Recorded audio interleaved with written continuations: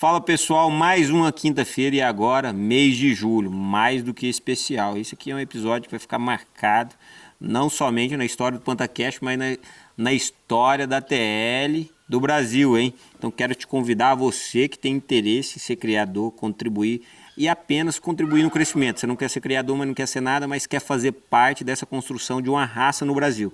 Então vem conferir, porque eu tô com um professor, o homem tem o drive, viu? O homem sabe o que ele fala. Então os conselhos agora é de gringo, viu? Vem pra cá e acompanha agora esse episódio aqui. Você então nasceu em Ribeirão Preto? Nasci em Ribeirão Preto, natural, nascido e criado lá. Com 16 anos eu fui pra fora a primeira vez. Fui fazer intercâmbio, né? Estados Unidos. Estados Unidos. Não queria não, mas a mãe mandou. Mas foi bom. Eu voltei, terminei a escola lá. E formei em Uberaba, em veterinária. E depois da faculdade eu fui embora. Fui para os Estados Unidos de novo. De novo, segunda vez? Fui segunda vez para lá. Lá eu fiquei quase 7 anos da segunda vez. Então, no total foi quase 8. E o que fez chegar no Goiás? Sair de São voltar Paulo? para cá, né? É a fazenda. Aqui já está na família há muito tempo. Meu avô e a família e os irmãos compraram aqui em 72. Então tava na hora, né? Era para isso ficar só um ano depois de formado, para especializar, e aí de 1 foi para 6 e tanto, quase 7. Falei, não, tá na hora de voltar. Vocês moravam então? Morava em São Paulo. Em São Paulo, porém tinha uma propriedade rural cheia de família, isso. desde a época do vô. Uhum. Ah, certo. Então, seu convívio com fazenda, essas coisas, a paixão foi desde criança? Desde. Meu primeiro ano de vida, inclusive, foi aqui em Goiás, foi em Pontalina. Foi Pontalina. É. Nasceu e veio pra cá? Nasci lá e nós viemos pra cá. Seu avô morava em Pontalina, no caso? Não, a família toda sempre morou em São Paulo. Região de Ribeirão Preto e Morro Agudo. Certo.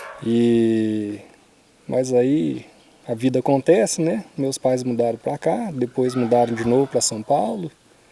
E aí cada fase da vida foi em um canto. Certo. E aqui, você sempre teve, lá em São Paulo você tinha convívio também com o meio rural ou não? Tinha. A gente sempre teve amigos com propriedades rurais, né? E toda vez que dava para escapar, a gente todo feriado, férias, essas coisas, não tinha muito o que conversar não, era fazenda. De onde você achou a motivação e a vocação sua de fazer veterinária, exemplo? Eu acho que nasceu com o DNA pronto. Já desde criança. Novinho, as férias já era aqui? As férias aqui, tem um tio que é veterinário também para ajudar, tem primos da família também que são veterinários também, foi tudo moldando e direcionando. Você sempre olhando, modelando um ou outro? Os pais já eram agrônomos, então para a roça não precisava preocupar, né? Já tinha um meio, então. Então, deixa eu pegar o outro viés. E seu pai e sua mãe sempre trabalhou na fase industrial ou na fase de produção? Lavoura mesmo? Não, meu pai sempre foi gerente de fazenda. Gerente de fazenda mesmo, sempre de campo? Direcionando projetos agropecuários, campo, escritório. Trabalho de campo mesmo, não era trabalho administrativo, exemplo? Era administrativo, também, administrando projetos, né? Administrando projetos. Agropecuários. Então, você, assim, a linguagem do campo sempre houve liberdade desde em casa. Pequeno, sim. Você sabendo a dificuldade do campo, os desafios. Dentro de casa e fora de casa. E sempre já foi. Então você fez faculdade, ficou ali perto também, próximo ali, Uberaba, né? Fiquei em Uberaba, ali no Triângulo Mineiro. E aí você teve influência ali então no ramo do bovino. Porque sim, ali é uma capital do bovino, né? Vamos falar, o Zebu. A capital do Zebu é ali no Uberaba. O Zebu é ali em Uberaba, então os amigos. O interessante é que durante toda a faculdade a especialização foi mais tendendo a equino. Bovino a gente sempre fez de tabela, porque não podia ficar sem, e já tinha vivência, experiência, e sabendo que teria que tocar gado na frente, né, a pecuária no futuro, sempre prestando atenção no bovino, mas a paixão durante a faculdade era o equino. E aí depois da formatura, a gente vai ver o mundo real, eu falei, não, acho que tem um outro nicho aqui que eu preciso explorar melhor. A gente tem uma semelhança, na verdade. Ah, é? Depois a gente vai falar um pouquinho mais de mim, eu quero escutar mais de você, mas assim, nasci em Morrinhos, mudei para Brasília, fiz faculdade lá também, veterinária também, então assim, focado, sempre gostei muito de cavalo, mas sempre olhando também, sempre, eu tive um azar, né, vim de família que tirava leite. Então, exemplo assim, quem tira leite diz que nunca acaba, né, se você não vender tudo, acabado de uma vez, você nunca acaba, porque sempre tem bezerra nascendo. aí tem bezerro para parir. É desse jeito, é uma bola de neve. A hora que você parou, a hora que você vê, tá tirando 50 litros de novo, 100 litros, 200, e vai só aumentando. A hora que você vê, tá com o mesmo plantel de sempre. Então, assim, hoje a gente tem a propriedade ainda, hoje eu sou produtor rural, tenho toda a estrutura ainda, a gente trabalha, eu vivo dali, minha família come dali. E a gente, então, mexe com agricultura, mexe com gado, mexe com a genética, então, também, e tem os cavalos também. Mas, e quando você foi para os Estados Unidos, o que você olhou lá e você falou assim, cara, isso vai dar certo no Brasil? O que te levou a sair de uma cultura diferente dos Estados Unidos, uma prosperidade, um ambiente diferente, e falar assim, cara, eu vou retornar ao Brasil? Eu acho que o plano de ficar lá nunca aconteceu, devido ao histórico familiar que nós temos, né? Eu já sou 6ª geração que está ligado à terra. Meu tataravô já tinha terra lá em São Paulo. Então, eu vejo isso como um privilégio e que não podia deixar passar a oportunidade. Nos Estados Unidos eu seria um veterinário, um funcionário. Ou no máximo teria uma clínica, mas não seria um fazendeiro, não seria um produtor, nada do tipo. E já tendo o nosso da família, eu sabia que era questão de tempo. Tanto que o projeto inicial era ficar 1 ano, especializar, ter um diferencial na área técnica da veterinária, voltar para cá e abrir alguma coisa, no sentido da veterinária. E quando você foi para lá, já estava focado no bovino, já? Não. Já tinha perdido a paixão? Minha primeira ida profissional para ir para lá foi em 2014. Eu fui para o Rood & Riddle, em Kentucky. Lexington, Kentucky, que é um dos 3 maiores hospitais de equino do mundo. Você foi para o berço do quarto de milha. Na verdade, era cavalo de corrida e salto. Isso, então. Só que em questão de equinocultura, é a maior concentração do mundo. Ah, sim. Então tinha um puro sangue, tinha tudo ali. Mexia em quarto de milha, com árabe, com cavalo de corrida, de hipismo, tudo que você imaginar tinha um pouco. Na parte de reprodução e clínica. E depois desse ano lá, conversando com o meu chefe, né? Ele falou, o que você vai fazer? Eu falei, eu acho que eu vou voltar para casa agora, né? Já completei o ano. Ele falou, não, vamos ficar aqui. Vamos ficar aqui. Eu falei, como que funciona isso? Ele falou, não, vamos ver visto, tal. Eu falei, então vamos ver como é que faz. Infelizmente, naquela época, coincidiu do hospital estar travado para o visto patrocinado. Então ele não conseguiu me arrumar o visto. Mas ele falou, não consigo arrumar o visto para você ficar aqui, mas você não vai voltar não, vou te indicar para uma amiga minha. Você vai para o Texas. E eu falei, Texas é bom, né? Então todo mundo fala liguei para casa, liguei para o pai e para a mãe, falei, apareceu essa oportunidade, assim, para ficar mais 1 ano no Texas. E eles, aqui tá tranquilo, então vou ficar. Eu fiquei mais 1 ano, fiz um internato lá numa clínica em Gustin, que é no centro do Texas, né? É entre ali Stephenville e Austin, entre Dallas e Austin. E era uma clínica especializada em touro de rodeio. 80% da clientela era tropeiro. Então, e os touros da PBR e da PRCA. Aí tinha um pouco de equino também, só que lá aparecia de tudo, e gado comercial. Mas lá era clínica, cirurgia e reprodução. E era no meio do nada, o que aparecesse a gente tinha que tomar conta. Era eu, mais o veterinário e um auxiliar. Então a gente tinha clínica, onde o pessoal trazia os animais para a gente clinicar e consultar e fazer cirurgia ou internação. A gente fazia serviço de campo também, quando era reprodutivo, quando eram rebanhos maiores, palpação, inseminação, ou emergência, que às vezes o pessoal não conseguia trazer para a clínica, né?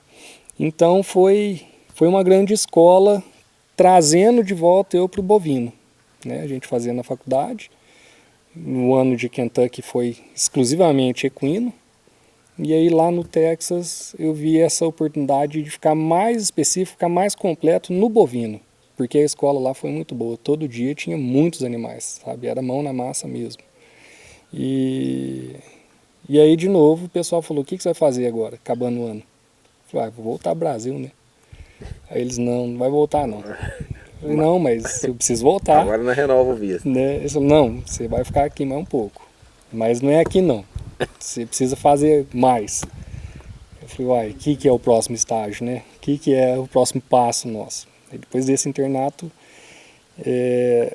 eu fui indicado para ir para uma residência e um mestrado em Auburn, no Alabama, na Universidade de Auburn, em animais de produção, com foco em bovinocultura. Mas lá também era clínica, cirurgia e reprodução. E eu fiquei mais 3 anos lá, fazendo a residência nessas 3 áreas, na bovinocultura. Tinha um pouco de acesso a equino também, porque era um hospital completo de pequenos e grandes animais, mas foi focando cada vez mais no bovino. Foi peneirando. Foi. E foi questão de oportunidade, as portas foram abrindo, foi ficando. Aí em Auburn conheci a Lauren, minha esposa, ela é americana, veterinária também. Conversamos, falei, eu tenho que voltar. Ela, não, vamos. Aí a hora que acabou a residência, nós conversamos tudo, aí era um grande passo para tomar, né? A gente voltar para o Brasil, mas ela ainda lá, morava longe da família. Eu falei, vamos voltar? Ela falou, vamos, mas eu preciso ficar 1 ano perto da minha família. Eu falei, então vamos. Aí nós fomos para Nova York, estado de Nova York.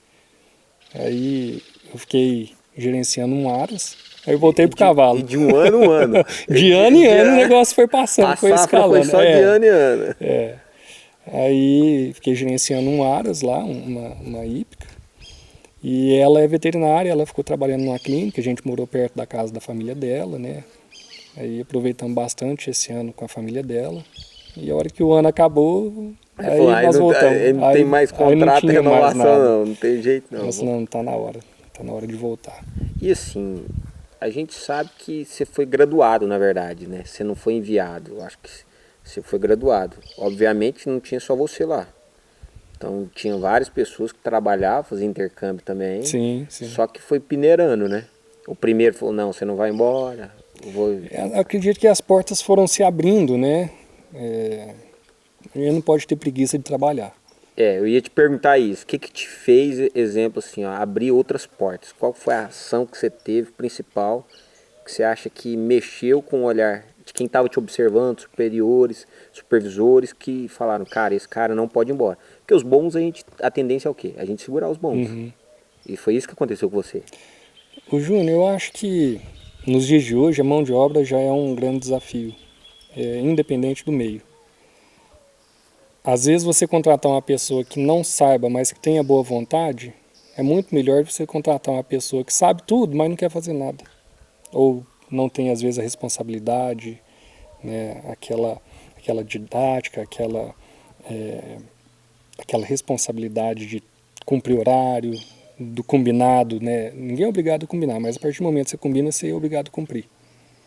Então, eu sempre vivi desse jeito. Eu não preciso combinar nada, mas se eu combinar, eu vou cumprir. Então, a partir do momento que você aceita uma proposta de trabalho, ninguém está te forçando, você está aceitando. Então, eu sempre dei o máximo de mim. Sempre quis aprender muito, absorver bastante e melhorar. A gente está sempre aprendendo. Todo dia que passa é uma coisa nova que a gente aprende desde a pessoa que está na hierarquia mais baixa, no cargo mais baixo, até com os chefes e diretores. Então, é na técnica, é no desenvolvimento de raciocínio, no relacionamento humano, tudo. Na vida é uma escola, todo dia a gente aprende. Então, tentar absorver ao máximo foi sempre meu objetivo. O que foi mais difícil, deixar o Brasil para ir dos Estados Unidos? O que foi o ponto que mais pegou? Assim, É família. É o distanciamento de quem a gente gosta de estar junto. Isso é sempre um desafio. Sempre foi apegado aos pais? Sempre. Eu sou filho único. Filho único. Né? Meu pai sempre trabalhou bastante, muitas vezes viajando fora e tudo, e minha mãe sempre junto comigo. Mas só nós 3, né? Então... Aí você pensa, deixar meu pai, minha mãe... Deixar meu pai, deixar minha mãe, para ir para outro lugar, deixar os amigos também, aquela roda de amigos que a gente vai cativando durante anos, né? A resenha, né? Uma coisa ou outra. Então, o maior desafio é esse. É ficar longe de quem a gente gosta. Lugar, eu falo que o lugar a gente faz ele ficar bom muitas vezes. Às vezes pode não ser o que você quer, mas a gente tendo uma força de vontade, indo atrás, arrumando aqui, arrumando ali, você, na maioria das vezes, não é sempre, toda regra tem sua exceção. Na maioria das vezes você dá uma ajeitada, né? Tem, assim, o que eu vi nos Estados Unidos, que eu vejo por longe, porque eu não fui lá ainda, mas o que eu vejo por longe, que culturalmente eles desenvolveram muito mais os esportes ligados aos animais de produção nosso. Uhum. Exemplo, assim, os esportes vinculados ao bovino, ao rodeio, eles não pararam, não regrediram igual a gente. A gente estagnou na tradição cultural, exemplo. Lá não, eles levam como negócio, premiação é $1.000 para o ganhador da PBR, exemplo. Então, sim. assim, eles têm aquilo ali como um hobby, como futebol nosso. Uhum. Como se fosse um UFC da vida. Eles têm realmente uma linha de produção esportiva. E cuidam dos animais para isso. Júnior, a leitura que eu faço é que primeiro é a cultura. E não é a linha de produção de esporte, não, é tudo. Nos Estados Unidos, eles são extremamente profissionais em tudo que fazem, não tem espaço para amadorismo. E o esporte é só mais um segmento.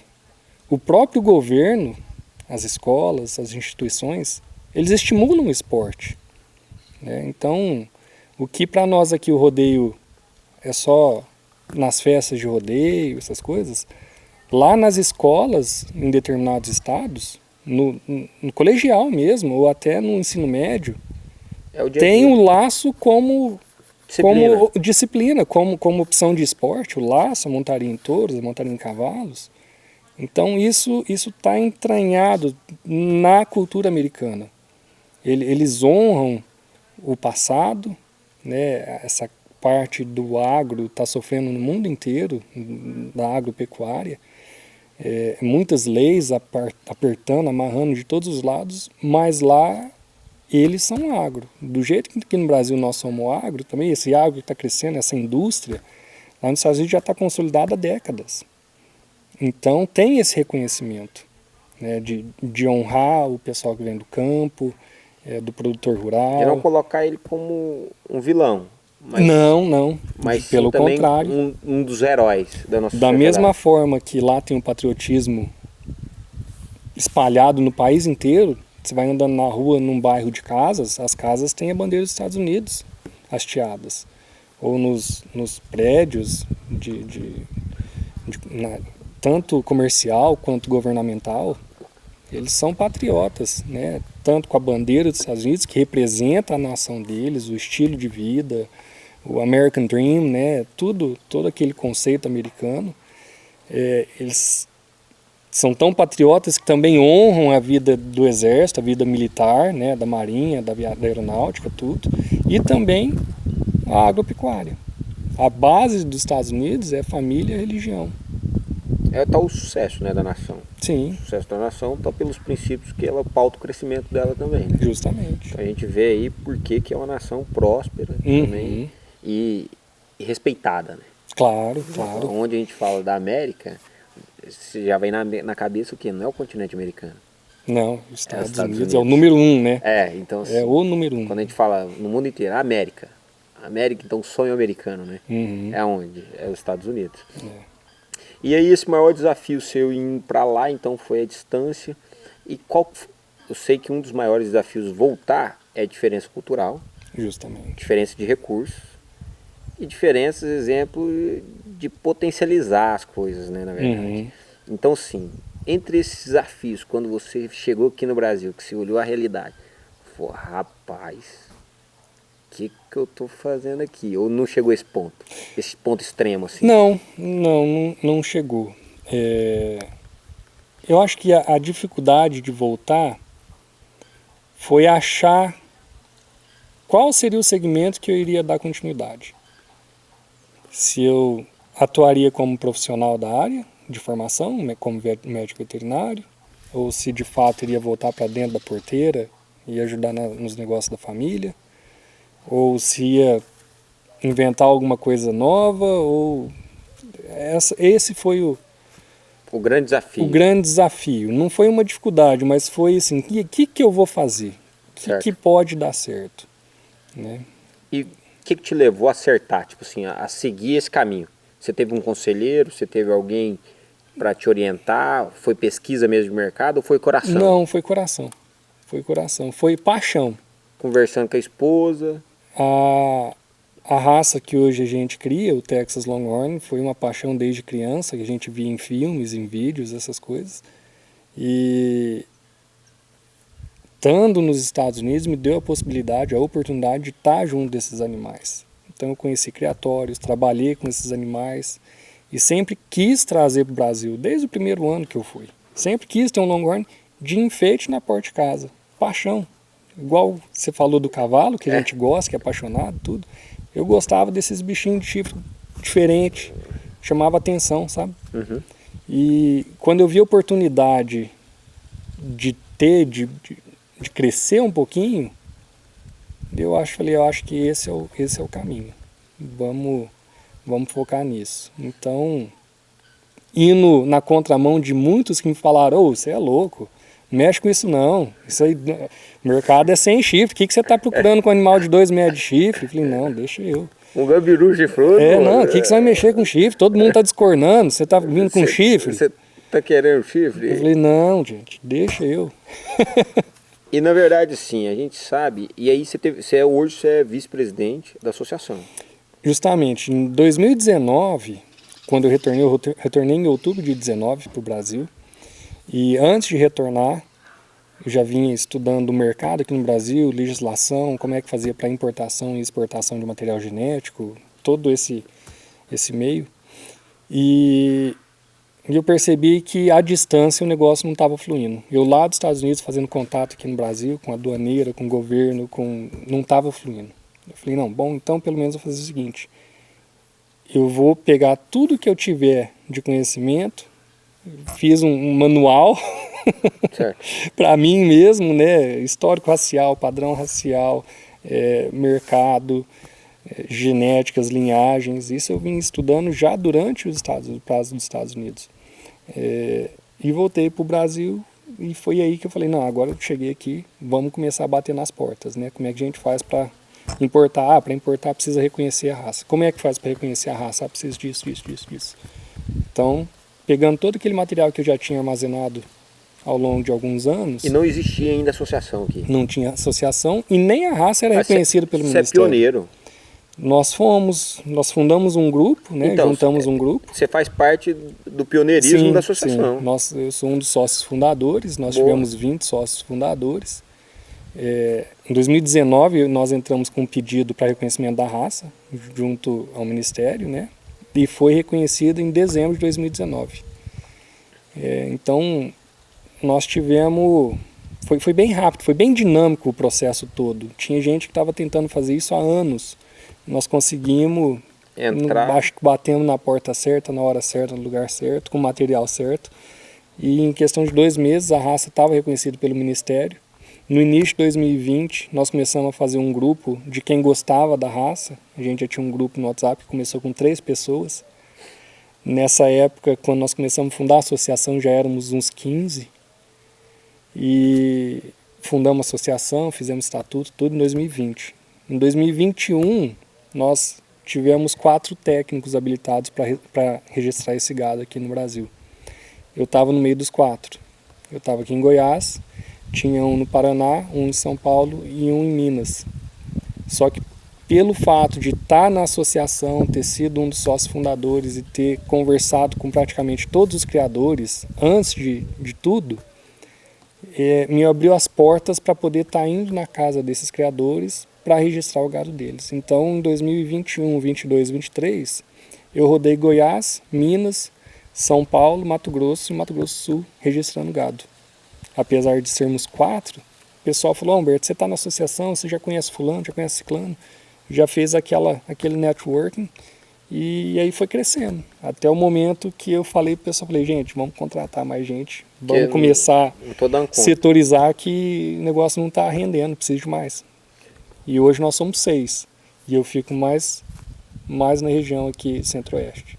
Eu sei que você, tendo esse depoimento todo, eu sei que você não experimentou um pouco da burocracia em si, da importação e tudo mais. Mas como que você vê essas importações e das legalizações de raças novas e tudo mais? A burocracia eu participei do começo ao fim, infelizmente, ou felizmente, né? É um desafio muito grande. A teoria é muito simples. A hora que a gente chega na prática, Esbarra é mais complicado. Depende de muita gente. São muitas peças. É um jogo de xadrez. São muitas peças que, se uma mexer errado, dá tudo errado. E a gente não está mexendo com peças, né? Com matéria orgânica, com um mercado de bolsa. Nós estamos mexendo com animal vivo. Então, hoje pode estar tudo pronto para o animal ser importado. Amanhã já pode estar dando tudo errado. Então são muitas peças que tem que dar tudo certo para trabalhar para dar certo uma importação. Animais passam por quarentena, tem uma bateria de testes e exames a serem cumpridos. São custos elevados? São custos elevados, né? Depois que chega aqui, tem a nacionalização dos animais, tem quarentena aqui, tem um desafio térmico e de parasitas que os animais vão ter que passar. Então é um processo um pouco mais complicado do que a teoria é. Hoje é mais fácil trazer de lá para cá ou daqui para lá? Mandar? O bovino não entra nos Estados Unidos, por questão da vaca louca. O Brasil hoje, os Estados Unidos hoje é livre já há anos, e então eles não aceitam o Brasil por causa dos focos, mesmo que não fossem verídicos, só entra carne. Não entra material de multiplicação bovina lá. Entendi. Não entra animal vivo, não entra sêmen, não entra embrião. Nós ainda estamos nessa fase. Inclusive também não só a vaca louca, mas também a aftosa. Os Estados Unidos hoje é livre de aftosa. O pessoal não faz mais a vacinação. Aqui no Brasil nós estamos num período de transição para ficar livre da vacina, né? Para ser reconhecido pela Organização Internacional como um país livre de vacina de aftosa. Para a gente falar sobre a raça, você acha que o desafio da raça, da criação aqui, a gente tem potencial criativo de criação para ser maiores criadores dos Estados Unidos ou não? Você acha que o fator clima, tudo, fator governamental, contribuem lá ainda para ser o destaque na criação da raça lá ou aqui? Eu acredito que o Brasil tem potencial para tudo, inclusive ser o número 1 do mundo. A gente só precisa estar alinhado, né? A raça é uma raça extremamente rústica, é uma raça resistente a clima, independente se for num clima árido ou semiárido ou num pântano. Ela se destaca nos dois, é muito rústico. Tem alguns estudos que foram feitos onde em sistema de confinamento a gente compara Angus com Brangus e Longhorn lá nos Estados Unidos, onde Angus e Brangus vai ter problema às vezes de casco, por estar no confinamento, dieta de alto índice energético, às vezes problema de casco, ou pneumonia, dependendo se estiver no clima frio. Os Longhorns não tiveram nem problema de casco, nem problema de pneumonia. Então é uma raça bem resistente a patogenias e clima, né? Tem um diferencial que nos Estados Unidos o mercado já está consolidado, que é o mercado da carne, da produtividade. Quando a gente fala em produtividade, não é precocidade. Muita gente confunde. Sabor. Às vezes. Esse é um nicho específico. É qualidade, não necessariamente só o sabor, mas é uma carne saudável. É uma carne que tem alto índice de ômega 3. Eu acho que o Ruby Galega também tem, ou asturiana. E baixo colesterol. Tem menos colesterol que peito de frango. E mais ômega 3 que salmão. Então a gente está falando de longevidade. Ou seja, o fator de bem-estar da humanidade. Bem-estar da humanidade. Pessoas com problemas cardíacos, com colesterol, ou se não, nessa nova onda que está se criando de fit, né, de academia, de bem-estar, de estar num shape legal. Esse é um mercado que lá nos Estados Unidos já se tem. Acabamento de gordura, né? Porque a gente falou do lado fit, mas agora o que me interessa mais é o bichinho gordinho assim, quer saber de acabamento de gordura, a raça. Tem condição da gente colocar acabamento de gordura ou não? Tem. Aí nós vamos ter que falar de linhagens. Algumas linhagens são mais propícias a marmoreio, algumas linhagens são mais propícias a maciez, algumas linhagens são mais propícias a sabor e algumas a acabamento de gordura. Então, o Longhorn, nas últimas 2 décadas, tem começado a fazer um estudo para essas 4 categorias, o estudo genético, né, DNA mesmo, mandando amostra para o laboratório para estudar as linhagens. Antes disso, não foi esse o padrão de seleção. O padrão de seleção foi rusticidade, criar um bezerro, parir todo ano, uma raça longeva, A vaca que com 20 anos nas costas está parindo um bezerro todo ano e não falha. Esteticamente. E estética. E estética. Se dá chifre grande, dá chifre comprido, Se torcido. tem uma pelagem exótica, se for o chifre grande. Tem diferença de chifre comprido? Tem as linhagens. A gente faz duas medidas na raça. Certo. É a medida total, né, de chifre total, que você sai da ponta do animal, acompanha o contorno do chifre, passa atrás da cabeça, acompanha o outro chifre até na ponta, e tem o chifre ponta a ponta, que é a envergadura de chifre.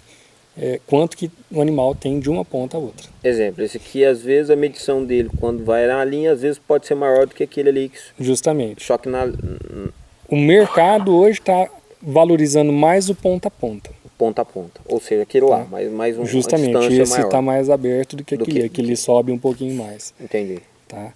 Hoje na raça tem alguns animais que tem um marco interessante. Lá eles medem em polegada, né, que é 2,54 centímetros. Uhum. Tem um marco deles de destaque, é 100 polegadas de ponta a ponta. Ó, os cachorros estão brigando. Eles estão no canil. São 100 polegadas de ponta a ponta. E animais que passam isso, eles são destaques na raça. E automaticamente, quando eles passam 100 polegadas de ponta a ponta, o valor zootécnico dele estoura. Então, nós estamos falando aí animais de 100 polegadas, dá 2,5 metros, né? Uhum. Animais de 2,5 metros, eles têm um valor aí de Agregado. $10 mil acima. Certo. O recordista da raça, $700 mil.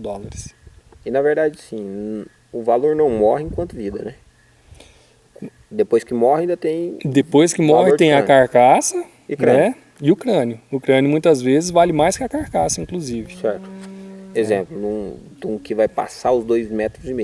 O crânio também O crânio também cresce o valor. e ele é altíssimo a procura, né? Uhum. Porque são poucos animais que têm esse tamanho. Sim, isso é muito limitado, né? Então você vai pagar pela Exclusividade. exclusividade daquele animal. Né? E muita gente tem uma versão, às vezes, a pecuária e tudo mais. Só que animais como esse, a gente sabe que ele, às vezes, tem um cuidado, uma sanidade tão grande que as pessoas acham que não tem nem ideia de como é tratado uma raça assim. Não sabe. Controle de dieta É e uma tudo raça mais. 5 estrelas, né? Então a galera pensa, não, gado, ele já pensa em produtividade, em morrer. Não, o maior foco dessa raça hoje nos Estados Unidos não é abate, é hobby, é beleza. Eles são animais ornamentais que o pessoal tem na porta de casa. Tanto para manter a tradição americana, porque hoje já é um patrimônio histórico, o Texas Longhorn nos Estados Unidos é um patrimônio histórico, e a raça de bovino símbolo do Texas. Então, não é só carne, não é só a cabeça na parede, não, é um estilo de vida. O pessoal tem porque gosta, porque lembra dos antepassados e tenta manter essa tradição. Tanto é que nos Estados Unidos, lá em Fort Worth, tem o Fort Worth Herd, que é um rebanho de machos castrados, já adultos, que fazem um desfile em volta de um quarteirão 2 vezes por dia, todo dia. E todo dia tem um público de turistas vendo e Diferente. conhecendo a raça. Fomentando. E esses animais, inclusive, foram doados por criadores. São animais castrados que, depois que fazem sua carreira dentro de pista, em exposições, em competições, eles são doados para manter a tradição e manter ali o entretenimento, né? É um ponto turístico, um dos mais famosos hoje dos Estados Unidos. Atualmente, nosso rebanho nacional, quantos animais? Nós estamos em torno de 400 cabeças. Tem ascensão. Tá. A gente tem que pensar que esse número vai só escalonar, né? Correto. Ele vai duplicar, dobrar, triplicar, Quantos quadruplicar. Nós temos mais de 60 associados hoje. E quando a gente trata de criadores, hoje no Brasil nós estamos em torno de 25 criadores. Tem que lembrar que os criadores estão todos em fase de formação de rebanho, formação de plantel. Então tem-se aí 5, 10, 15, 20 fêmeas em idade reprodutiva que o pessoal está fazendo a reprodução delas. Certo, a multiplicação. Né, para multiplicar. E hoje a associação está com cuidado, em exemplo, na expansão genética, alguma coisa nesse sentido, auxiliando em importação de sêmen? Sim, a gente auxilia tanto na importação de sêmen quanto de animal em pé. E sempre tomando cuidado de não trazer genética repetida. Isso é muito importante. Já é um rebanho que não é muito grande, se a gente começar a trazer o que já tem, não vai agregar muita coisa. Então sempre a gente passa por uma seleção, a gente faz uma análise do que já tem aqui e o que a gente está trazendo para poder sempre melhorar e agregar ao rebanho nacional. Então alguém que tem vontade, quer entrar e quer contribuir com a raça, eu acho que o melhor caminho seria buscar uma consultoria, buscar conselhos. Justamente. E buscar conselhos de quem tem autoridade já. Nada mais daqueles que compõem a associação. Justamente. Então, assim, o Humberto está sempre disponível. Estamos aí para contribuir com conselhos. Para todo mundo, para tentar falar, guiar qual que... Esse é o caminho. Primeiro de tudo, a gente tem que saber qual que é o projeto de cada um. Certo. Se a pessoa quer ter um de enfeite ou se a pessoa quer ter 30 para reprodução. Isso, o que ele quer contribuir com o crescimento da raça no Brasil. Muitos dos associados, inclusive, a gente incentiva, muitos deles não têm um animal, mas querem fazer parte desse meio para estar junto, para ver que a raça está crescendo, para participar dos eventos oficiais, de exposição, de leilão. A associação realiza um leilão anual ou 2, né, onde a gente tenta fornecer os animais e fomentar a raça. Então, venda porteira dentro é muito difícil, porque os criadores mesmo seguram os animais para fomentar a associação e fomentar a raça. Eu também concordo. Então, todo mundo ligado num propósito, né? E o propósito seria o quê? Multiplicação da raça dentro do Brasil. E a gente leva muito a sério que a união faz a força. Correto, é um time. Sozinho, né? A gente não chega em lugar nenhum. Então, mesmo que a pessoa tenha 2 animais, ele é bem-vindo tão quanto o que tem 30. Certo. Né? Aqui não é quantidade, aqui é número de pessoas que têm o mesmo ideal. Números de animais mestiços a gente não tem nem controle, né? A gente não consegue. A raça está em livro aberto ainda, né? O registro racial. Uhum. Então nós temos categoria de base, são fêmeas PAs, que são fêmeas que são avaliadas por inspetores técnicos. Se elas tiverem a característica racial, os padrões raciais, com no mínimo 90 centímetros de chifre, ela pode ser registrada na categoria PA. Uhum. Tá? E essas características são características de raças taurinas. Então, animal sem cupim, pouca barbela, pouco umbigo, orelhas arredondadas. Então, muitas raças que nós temos aqui no Brasil servem como PA. São raças, inclusive, primeiras, raças de mesma origem que o Texas Longhorn. A única diferença é que nos Estados Unidos o Texas Longhorn foi unificado, né? É uma raça crioula americana que se fundou há décadas atrás, mas teve a unificação de todos os criadores nos Estados Unidos inteiro, né? Aqui no Brasil nós temos algumas raças crioulas brasileiras de mesma origem, né? São raças da Península Ibérica que originaram as raças crioulas na América, Portugal e Espanha. Só que no Brasil ficou muito isolado uma raça da outra, né? Nós temos ali em Poços de Caldas o caracu, que foi a origem do caracu, aquele caracu de leite, né? Amarelinho, chifre mais curvadinho e tal. Nós tivemos na região do sul, Rio Grande do Sul tem um franqueiro, né? O crioulo lagiano ali na região de Lages, em Santa Catarina. Aqui em Goiás tem um franqueiro também, no Mato Grosso tem um pantaneiro, Tocantins tem um curraleiro pé duro. Então são raças de mesma origem que, se às vezes a pessoa tiver interesse de entrar no Longhorn e não tiver em outras associações, nós não estamos aqui para competir, nós estamos aqui para agradar quem quiser entrar na nossa raça. Certo. Então para abraçar. Nós estamos aqui para acolher todos que quiserem. Sim, nós não estamos para competir. Nós somos só mais um fazendo o que a gente gosta, né? Isso a gente deixa muito importante, porque às vezes a gente escuta, né? Mas tem aqui dentro, por que trouxe de fora? Não, a gente está num outro intuito, né? Nós estamos, inclusive uma forma de refrescamento racial para essas raças que já estão aqui dentro, que muitas delas já até entraram em extinção. Caracu a gente via antigamente, hoje já está num número bem menor, né? Na verdade, todas as raças crioulas, ao invés de expandir, elas diminuíram ao longo do tempo. Aconteceu isso com o rodeio também, se a gente for pensar. Mesma coisa. Então, a nossa formação cultural, daquilo que tinha ainda em eventos culturais, como o boi carreiro e tudo, a gente teve, então, uma regressão desse movimento. Né? Claro. A gente não teve a manutenção, então, em si, culturalmente, né? Isso eu acho que até... A gente conversando aqui, eu acho que é até sensato da nossa parte buscar também no Ministério da Cultura porque o Ministério da Cultura nada mais é do que incentivar a cultura. Às vezes a gente está aqui boiando e às vezes a gente pode fazer os nossos eventos vinculados ao Ministério da Cultura também, né? Sim, sim. Vamos pesquisar isso porque eu acho que é importante. Acho que às vezes a gente consegue fazer nossas cavalgadas, rodeio, tudo, Claro. tudo vinculado ao Ministério também. Faz tudo parte de uma cultura, né? Faz parte cultural, né? Na verdade. E o maior desafio hoje, exemplo assim, para o criador, ele vai começar. A gente sabe que raças holandesas, exemplo, taurinas, no nosso clima hoje, vamos falar Goiás, carrapato intenso, né? É os mesmos problemas? A raça em si ela é bem resistente. Ela foi selecionada, né, foi forjada ao longo de décadas, na verdade centenas de anos, porque esse gado é de origem do gado que entrou nas Américas na colonização. Certo.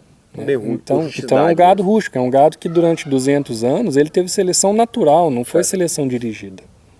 Né? Ele nos Estados Unidos foi criado como selvagem durante centenas de anos. Né? Então é um gado rústico, é um gado que a mãe, a vaca, vai defender sua cria. Esse foi um ponto de seleção. Né? Só sobrevive o mais forte. Lá nos Estados Unidos tem urso, lá tem puma, tem coiote, então eles têm que se defender. Só sobreviveu quem deu conta, do recado. Né? Então tem rusticidade, tem habilidade materna e tem longevidade. Então são as 3 características principais, tirando aquela característica única da carne, do colesterol, baixo colesterol e alto ômega 3. Se a gente fosse colocar no fator hoje que se busca muito, precocidade de fêmeas. A gente se busca precocidade nas nossas fêmeas, porém a gente tem outro problema que vai de encontro, que é o quê? Problema de parições. Então a gente quer fêmeas que parem bem, mas automaticamente algumas raças trazem o quê? Problema de parições. Então, exemplo, eu já tive problemas lá de perder vaca. Por quê? Porque tem problema de parição. Você coloca um bezerro Nelore, principalmente de embrião, não sei por quê, desenvolve mais. Dá uma marreta de bezerro. Então, tem gente que pega até vantagem, fala, cara, o bezerro lá em casa nasceu com 60 quilos. Eu falo, Deus me livre, arrebentou a vaca tudo, irmão. Eu quero bezerrinho pequeno, mas que desmama grandão. Então é isso que busco. Hoje a raça tem facilidade de parto ou não? Muito. E essa foi uma das seleções que aí foi seleção direcionada. Né? Baixo peso ao nascimento. Inclusive é utilizado para cruzamento com outras raças para novilha precoce. É isso aí, então. Então hoje, assim, se eu tenho um plantel de fêmeas, que eu quero fazer a primeira aparição, e quero escolher certo a primeira raça. Por que, exemplo? Eu vou te falar o meu. Eu tenho alguns plantéis lá de girolando.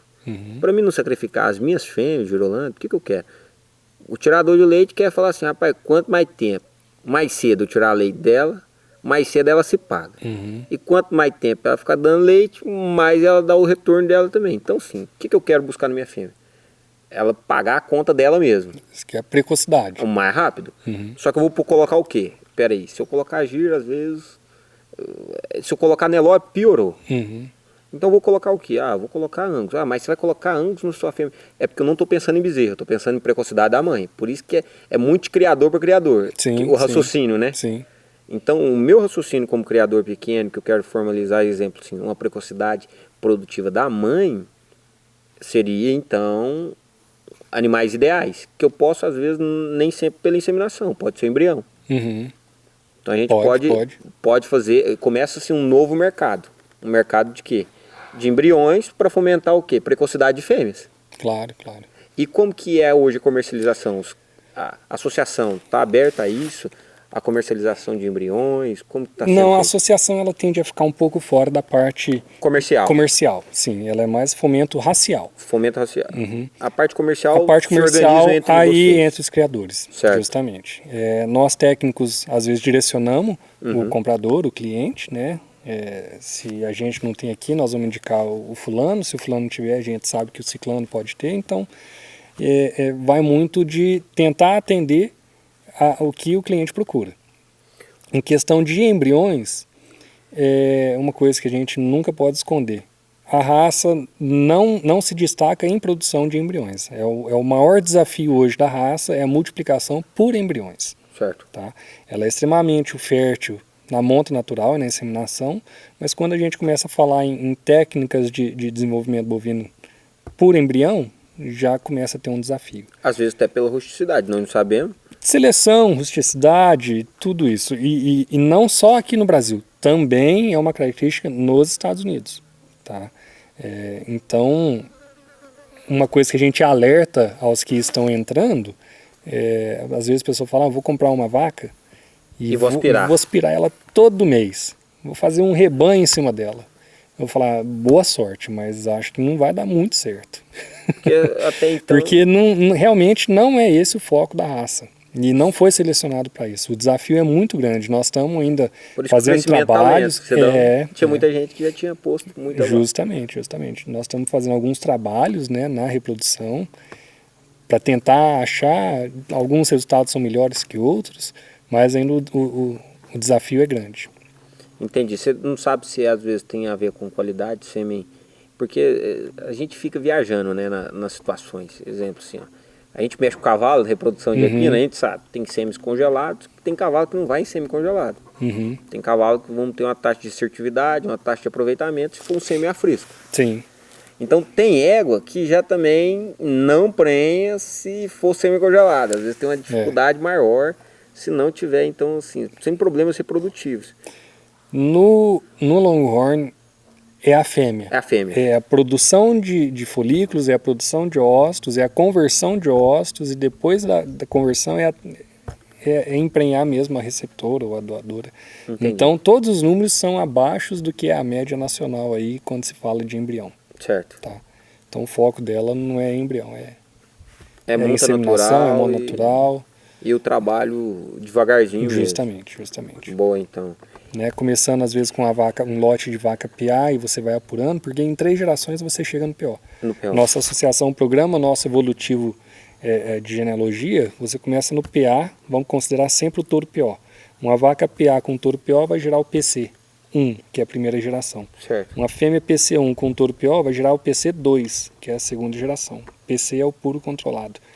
O PC2 com um touro PO, você vai produzir PO já.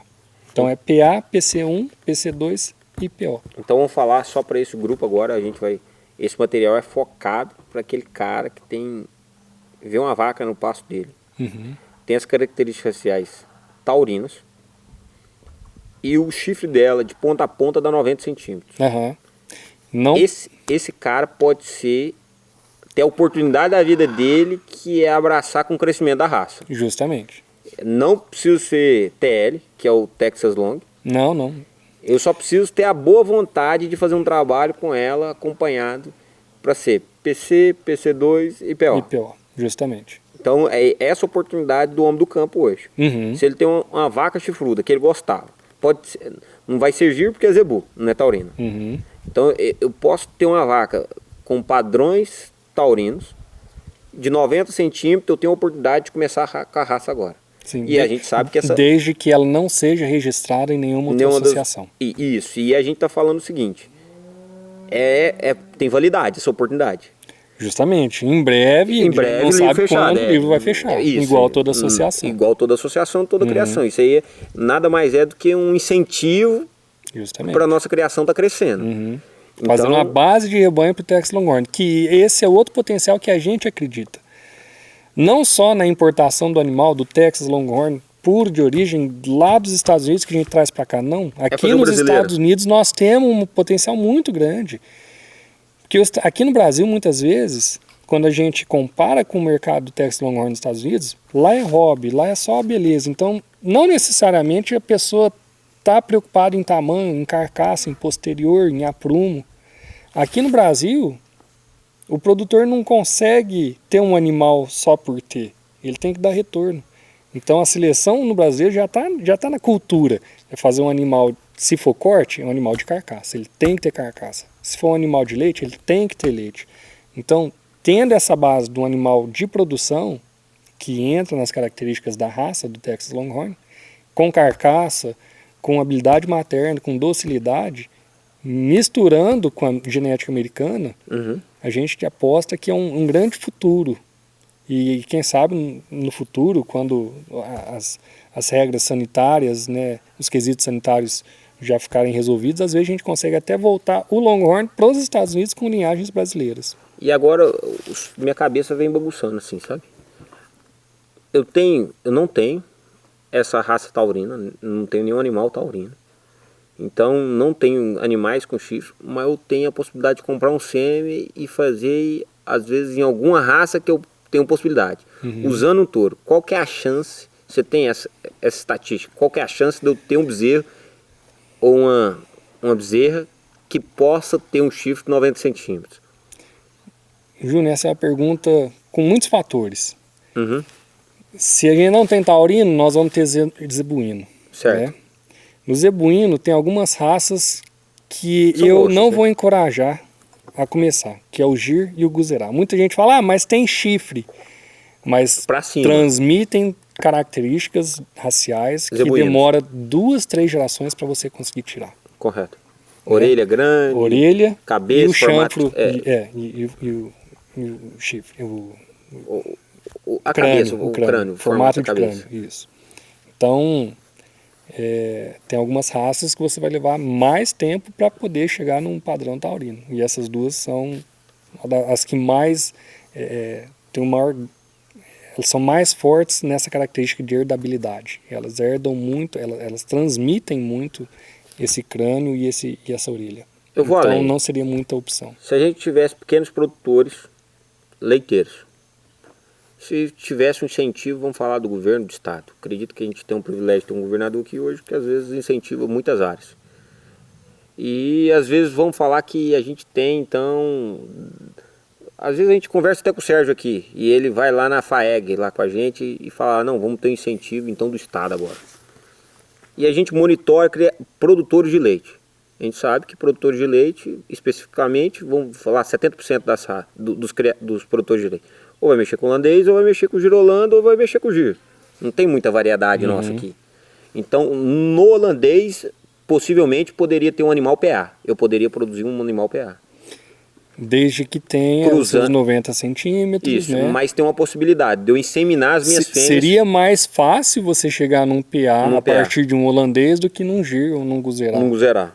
Então, às vezes assim, se eu quero arriscar, eu não tenho um animal de chifre lá em casa, eu arrisco inseminando para ver, para conhecer uns animais holandeses, mais propensos taurinos, né, na verdade, que são as raças. Se o cara tiver um caracum, o Gerson também, ele que tente lá, né. O Gerson não sei se tem muito chifre, né, eu acho que Então, quanto ao holandês? Então, é curto, né? É pequeno. São pequenos. São chifres pequenos. Pequenos e mais argolados, né? São chifres. Qual que é a raça que você faria para me tentar chegar no PA com mais facilidade? As raças crioulas brasileiras. Certo. Caracu, franqueiro, criolagiano, pantaneiro, curraleiro pé duro, jofreano, junqueira. Tá. São esse grupo de raça que inclusive já tem a mesma origem do Texas Longhorn. São raças primeiras. Teve só um diferente processo de seleção devido ao isolamento geográfico de um grupo de criadores com o outro. Então você como até membro, criador e também membro da associação, você incentiva essas pessoas que querem entrar do jeito certo, ganhando tempo. Que é buscando raças que são ligadas, exemplo, raças que são... A gente sempre estuda o projeto, né, do cliente, do possível produtor ou criador. Muita gente chega até nós e fala, Humberto, eu quero um projeto de baixo investimento, mas eu tenho paciência, eu não estou ligando, não tenho pressa. Essa seria uma opção. Então vamos começar fazendo PA ou vamos começar já com alguma PA, que tem um valor zootécnico mais em conta. Certo. As fêmeas PA já registradas, elas vão começar a partir de R$15.000, podendo se estender até 40 mil, até atingir até 40 mil reais, categoria PA. E tem mercado ou não? O mercado é muito grande. A oferta é muito limitada para a procura que hoje se tem. Não diariamente, mas quase diariamente nós temos pesquisa no Instagram. A cada 1, 2, 3 dias tem sempre gente perguntando. Se não é para mim, está perguntando para o outro criador, ou para o pessoal de São Paulo, ou para a associação. Nós temos um corpo muito bom na associação que faz essa conexão aí, né? Nós temos o telefone da secretaria, onde muita gente liga, entra em contato querendo saber onde compra, como é que faz, se tem sêmen, se tem embrião. Então o pessoal também já está bem treinado aí em poder receber e explicar tudo que tem da raça para quem quer saber. Um investimento inicial, se quer comprar no leilão, animais em torno de quanto? PAs vão ser de 15 a 40, PC1 vai ser em torno de 30 a 50, as fêmeas. As fêmeas PC2 ainda não foram comercializadas no Brasil, elas estão mamando, o pessoal está fazendo PC2 agora. E PO, elas estão iniciando em 80. E a recordista da raça foi 145. Certo, e a gente tem só 400 animais POs. Não, 400 registrados. PO. PA, PC e PO. E PO temos PA quanto nós devemos estar com em torno de 45 fêmeas PO no Brasil. no Brasil? Só aqui, no Bom Sucesso? Aqui no rancho nós estamos com 3 POs. Boa, então vamos falar 10% da criação nossa do Brasil hoje está situado no Goiás. Sim. No Goiás tem 3 aqui, tem mais 2 do Iarro, que é Paulo e Amado ali, Chapadão do Sul. Do Céu, perdão. Chapadão do Céu. E tem o TF Longhorn, que tem 2 fêmeas POs também. Então Goiás a gente tem bastante, a maioria desses animais... Os 2 estados que estão mais fortes no Longhorn é São Paulo e Goiás, vem em segundo lugar. Boa. Depois nós temos Mato Grosso do Sul, Paraná e Rondônia. E Minas. Certo. E agora vamos um pouquinho pro Humberto, né? Jogo rápido, Humberto. Se você pudesse me definir quem é Humberto, quem que seria Humberto? Boa pergunta. Humberto é um cara apaixonado pela vida. Graças a Deus tem a possibilidade de fazer o que gosta e está rodeado de boas pessoas. Boa. Se você pudesse dar um conselho para Humberto de inicial, qual que você daria o conselho para Humberto?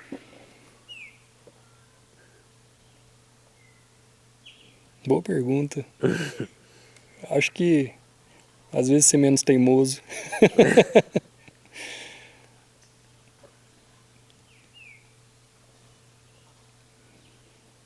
Eu acho que seria isso. Então, deixar a teimosia para agora. E um conselho que você daria agora para Humberto de hoje, para seguir adiante aí, avançando, como criador, às vezes como agora patriarca? Tenha persistência. Eu acho que é continuar fazendo o que a gente acredita e investir tempo e correr atrás. E um conselho para o Júnior, acho que você já falou na conversa, eu já pesquei, mas tem muita gente que às vezes não pesca o conselho. Um conselho para o Júnior que quer entrar na raça, quer ter um animal de amostra mesmo, né? Um animal para vitrine, um animal atrativo, para que todos possam conhecer a raça. Eu acho que a história vende mais do que o animal. Então acho que a gente compra muita história, né? Sim. Vinhos são vendidos por história, não são pelo gosto mais. Justamente. Então eu acho que todo mundo gosta disso. Eu acho que a gente só está sentado aqui porque a gente gosta de ouvir histórias. A gente aprende com as histórias. Então, qual o conselho que você me daria, custo-benefício? Custo-benefício tem PAs excelentes no mercado. É questão de oportunidade. Tem o leilão anual da associação. Às vezes não é só o custo-benefício, mas também tem a paixão. Tem que começar em algo que você gosta. Né? É um animal, não adianta você ter um animal só por ter. Eu acho que animal dessa raça é igual ao cavalo. Você não vai comprar qualquer cavalo, você vai comprar o cavalo que te chame a atenção. A gente fala que cavalo não tem preço, tem dono, né? Tem dono.